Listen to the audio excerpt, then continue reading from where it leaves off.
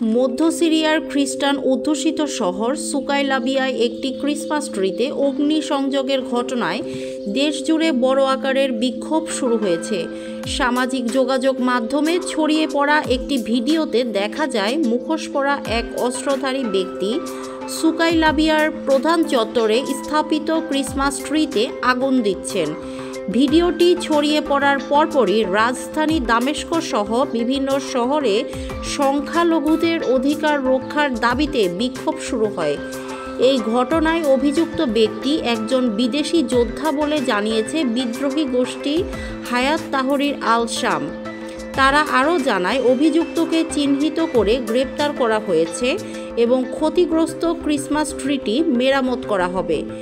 ঘটনার পর রাজধানী দামেস্কের বাব তৌমা এলাকায় খ্রিস্টান সম্প্রদায়ের মানুষ সিরিয়ার পতাকা ও ক্রুশ হাতে নিয়ে বিক্ষোভে অংশ নেন।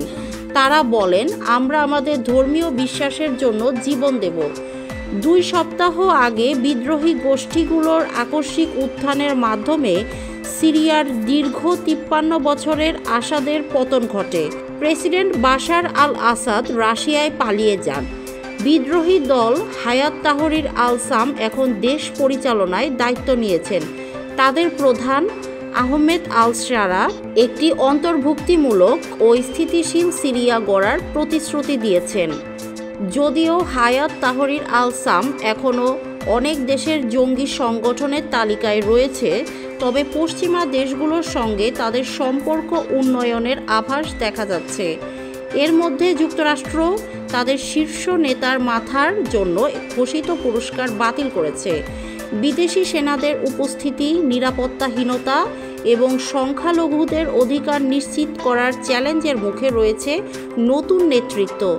ইসলামিক স্টেটের মতো সংগঠনের উগ্রবাদ ঠেকিয়ে অংশগ্রহণমূলক সরকার গঠনই হবে নতুন সিরিয়ার নেতৃত্বের প্রধান লক্ষ্য।